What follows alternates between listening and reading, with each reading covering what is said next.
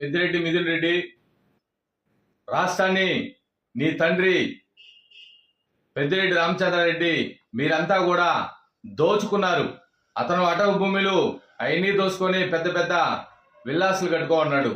నువ్వు చూస్తే మద్యం కేసులో వందల వేల కోట్ల రూపాయలు మీ జోబీలు వేసుకో ఉన్నారు.